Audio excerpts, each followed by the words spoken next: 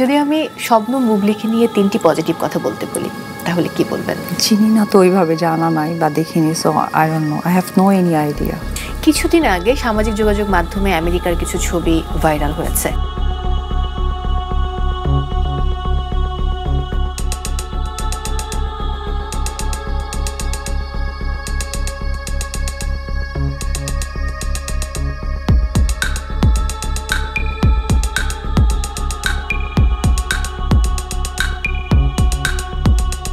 বুবলিকে তো আমি চিনি না, ঠিক এইভাবেই বলেছিলেন অপু বিশ্বাস। নিজের সতীনকে না চেনাটাই স্বাভাবিক। মাছরাঙ্গা টেলিভিশনের এক আয়োজনে অপু বিশ্বাস বলেন, এআই এর যুগে প্রতিদিনই মানুষ আমাকে মেরে ফেলে। মানুষ চাইলে এআইকে ভালো কাজেও ব্যবহার করতে পারে। শুধু তো তাই না, মানে এরকম অনেক আর্টিস্টকেই মেরে ফেলছে।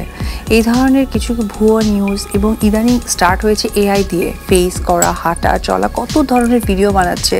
আসলে এটা আমি বলবো যে এখনকার সময়ে এটা অনেক বড় একটা পদ্ধতি, কিন্তু এটাকে মিসইউজ করা হচ্ছে।